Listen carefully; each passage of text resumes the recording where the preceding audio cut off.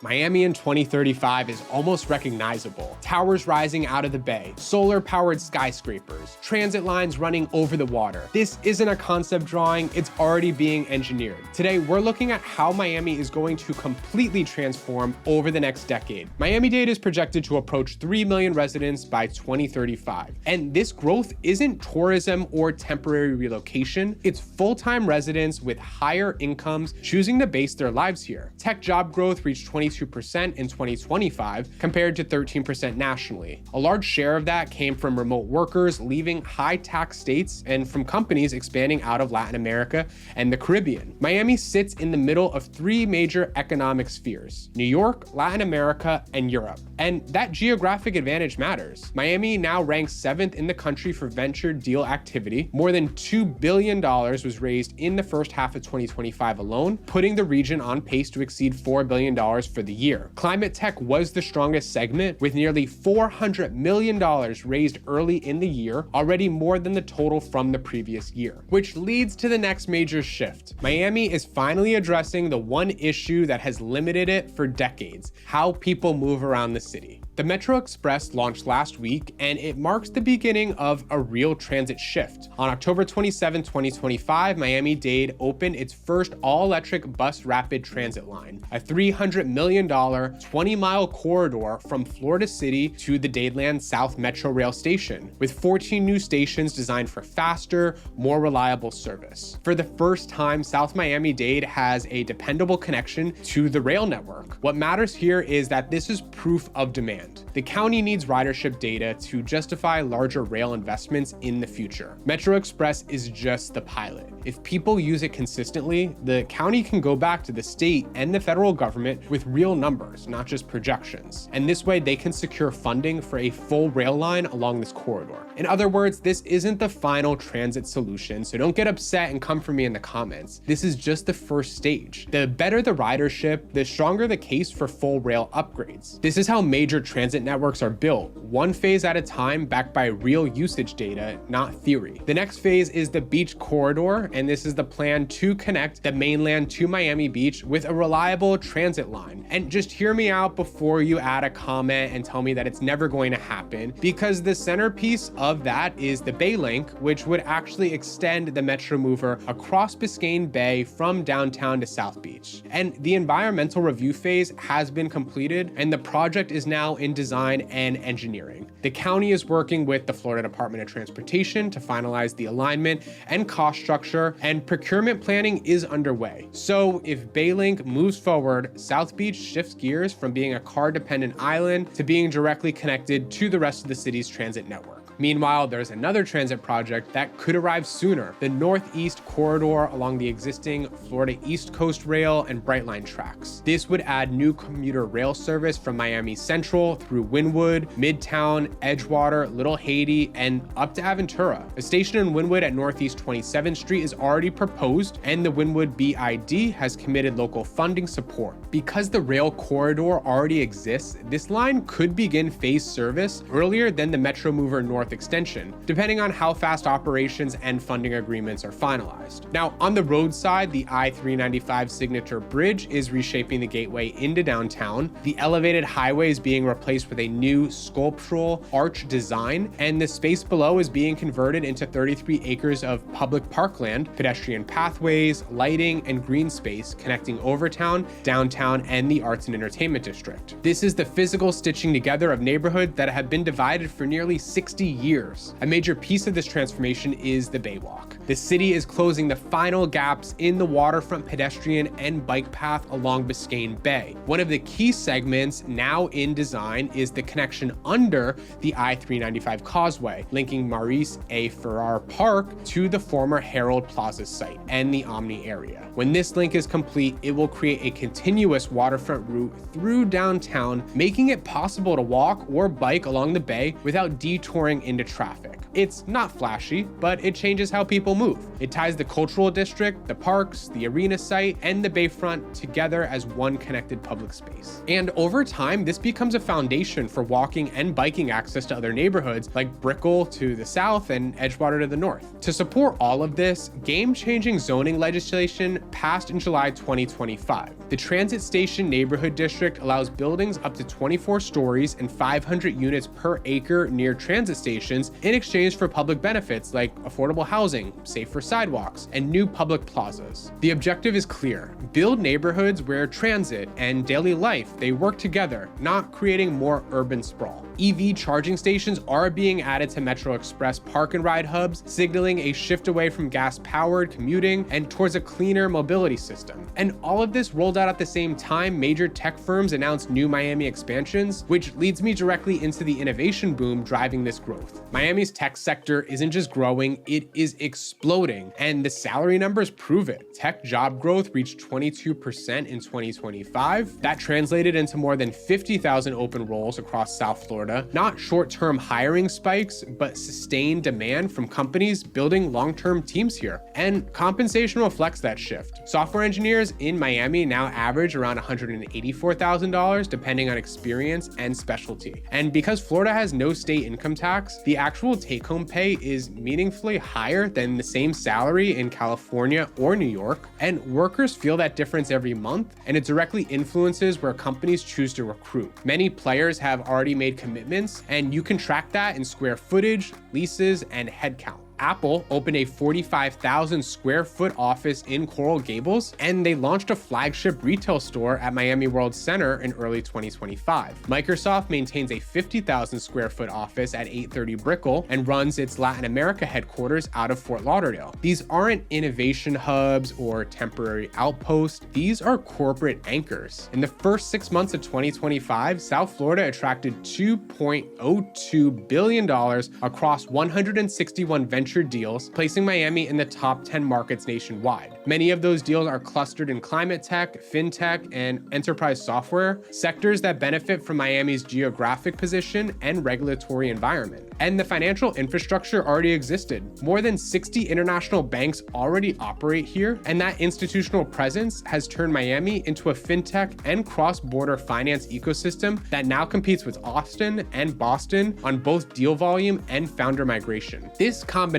of high-skilled labor, capital density, and international financial infrastructure is totally reshaping how and where Miami grows. Now let's talk about where all this wealth and growth is most visible: the luxury towers reshaping Brickell's skyline. If you want to see Miami's future, look up at Brickell, where billion-dollar developments are creating a new vertical city. But before I talk about Brickell, if you like being in the loop on everything that's changing in Miami, I'm talking new developments and how the market is reacting, then you'll want to sign up for my weekly email newsletter. I send an update every single week where I'm able to go even deeper into the details on what's happening in our city. It's free and you can check it out in the show description below. If you want to understand where Miami is headed, then just look at Brickell. This isn't just a cluster of office buildings anymore. It's becoming a vertical city. Residential towers, hospitality, dining, and public waterfront built into one walkable district. Speaking of the skyline, the standard residences in Brickell is 45 stories with 407 units delivering in 2027.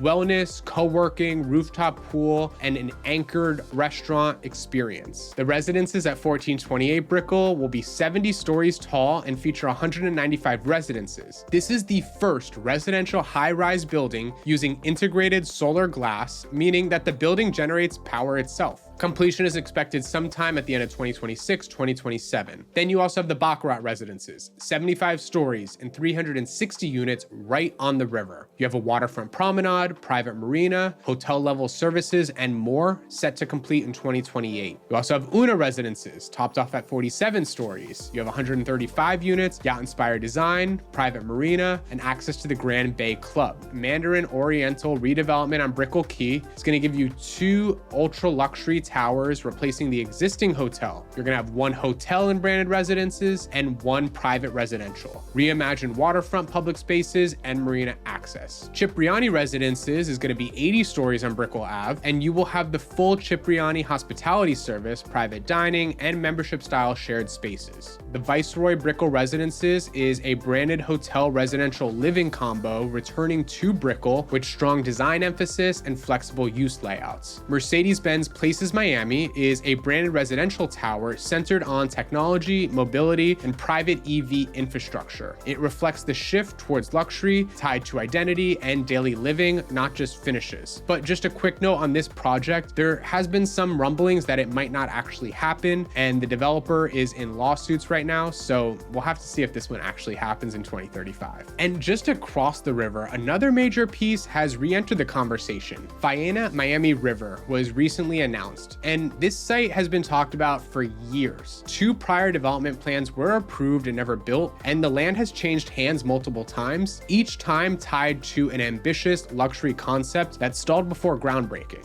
Now, with the Faena brand involved, the expectation is a master plan riverfront development combining hotel, branded residences, cultural programming, and public waterfront spaces. If Faena delivers anything close to what they built in Miami Beach, it will redefine the riverfront district. Finally, the scale of investments behind all of this was made clear in January 2025. Oak Row Equities and Mariposa Real Estate closed a $520 million contract for a 4.25-acre waterfront site on Brickell Bay Drive, the largest land transaction in Miami's history. The site holds the development rights for more than 3 million square feet. The takeaway here is Brickell is transforming into Miami's central residential core, dense, walkable, transit-connected, and lifestyle-driven. This is where capital, talent, and cultural identity are concentrating. But before we get too caught up in the ultra-luxury market, let's look at the actual real estate numbers for 2025. Because here's something most people don't realize. While luxury development is accelerating, the resale market in parts of Miami is cooling, especially in high-density condo areas like Brickell. The median sale price for a single-family home in Miami-Dade is holding in the mid-600,000s and is still slightly up year over year, but Brickell is telling a different story. Inventory has been building, days on market are stretching longer, and price growth has flattened. Some older buildings are starting to see gradual price adjustments as sellers compete with brand new product delivering over the next few years. Most data platforms and broker research now describes Brickell as a soft buyer's market. Properties are sitting longer and buyers have more room to negotiate on both price and closing terms. Meanwhile, the ultra luxury segment is moving in the opposite direction. Sales above $10 million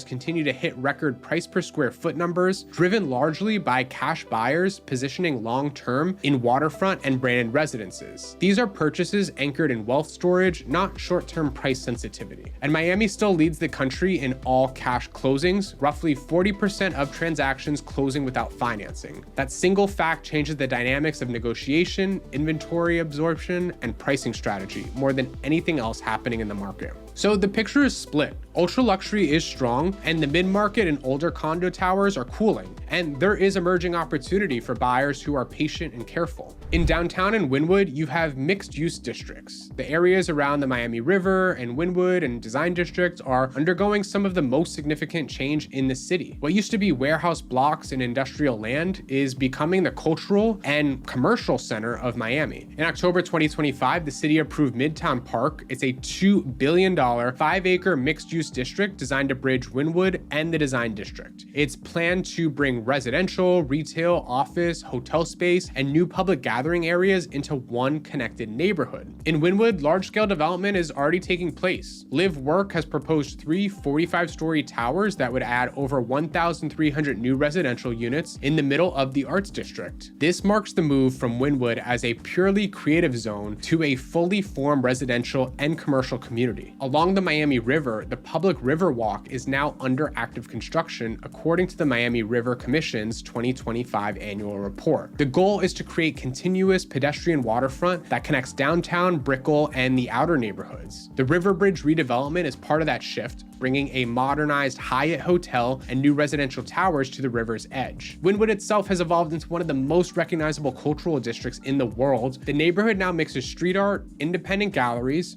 craft breweries, cafes, and tech incubators with new residential and hotel development. And the design district has taken a different approach. It blends high-end retail from brands like Hermes and Louis Vuitton with contemporary art spaces and restaurants that are setting new culinary standards in the city. It's become a destination for design, fashion, and dining, not just shopping. Across these neighborhoods, the city has been improving sidewalks, adding protected bike lanes, and clustering services near transit stops. These changes are intentional. They're building neighborhoods where people can move on foot or bike or by transit without having to rely on a car. This leads to the bigger picture. What does all this development mean for sustainability and how people actually live day to day? The Metro Express BRT system is fully electric, which signals a long-term commitment to cleaner public transportation. EV charging infrastructure is being added at key park and ride sites, slowly building the support system needed for broader adoption. Some of the new development is integrating sustainability directly into the architecture. I talked about the residences at 1428 Brickell using that glass to allow the building to itself generate electricity while maintaining full floor-to-ceiling views. It's symbolic of how sustainability is being built into the skyline, not just layered on after the fact. This shift towards transit-oriented development is just as important. Under the Transit Station Neighborhood District zoning framework, the city is encouraging dense, mixed-use neighborhoods built around transit, where people can live within a short walk of work, groceries, restaurants, and public spaces. These are the early foundations of true 15-minute neighborhoods. At the same time, Miami's climate tech sector is becoming a meaningful part of the local economy. Hundreds of millions of dollars in investment are flowing directly to companies focused on flood resilience, water management, storm-ready infrastructure, and materials designed for coastal environments. Much of that innovation is being tested in Miami first because the need is imminent and local. Across Miami-Dade, streets are being raised, drainage systems are being rebuilt, and the new seawall standards are being phased in. You're already seeing this in places like Miami Beach, where elevation projects are underway and pump stations are now part of the core infrastructure instead of an emergency fix. New waterfront developments are being designed differently. Ground floors are elevated, garage levels are being moved above street grade, mechanical systems are no longer placed at ground level. In the same way that Los Angeles builds for earthquakes, Miami is now building for water. The city is also expanding protected bike lanes and multi-module routes that connect major employment districts to residential neighborhoods. This is part of the SMART program's long-term mobility plan designed to give people alternatives to driving while improving safety and access. So at this point, I covered infrastructure, tech expansion, real estate developments, and neighborhood growth. Now we can put the pieces together and look at what Miami actually starts to look like in 2035. I call this the complete vision for 2035. Brickell evolves into a true waterfront urban core. Luxury residential towers sit alongside international banks, restaurants, galleries, and hotel-branded residences. Daily life happens within walking distance, all layered into a dense, transit-connected district. Transit improvements support that shift. The Metro Express provides reliable north-south movement. The Bay Link and the Metro Mover expansions would tie South Beach, downtown, Brickell, Wynwood, and the design district into one connected system. If those projects deliver, Miami stops being a car-first city and becomes a city where transit options are viable. The tech economy continues to scale. Miami becomes a hub for AI, fintech, climate tech, and biotech, sectors that benefit from the city's position between the United States, Latin America, and Europe. Median tech salaries remain in the six figures, and the lack of state income tax keeps take-home pay competitive.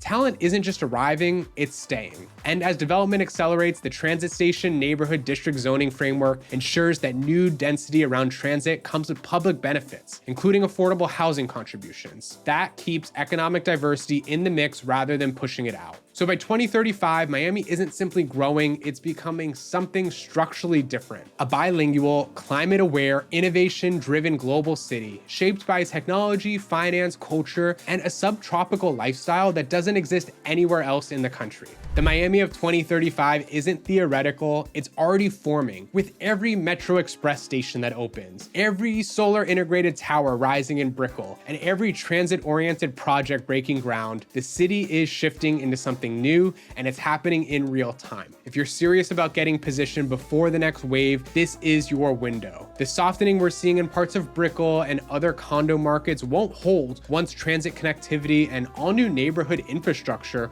are fully in place. Prices will adjust to reflect that change. If you want guidance grounded in actual data and on-the-ground knowledge, feel free to reach out. My email is joe@joesellsmiami.com. And if you want to see where investors are moving right now, not where the headlines are pointing, then I want you to watch the next video right up here. I break down 7 Miami neighborhoods that are gaining momentum in 2025 and 2026, including one that saw a 30% jump this year and still isn't on most people's radar. The real opportunities are in the overlooked corners of the city. Thanks so much for watching, and I'll see you in the next video.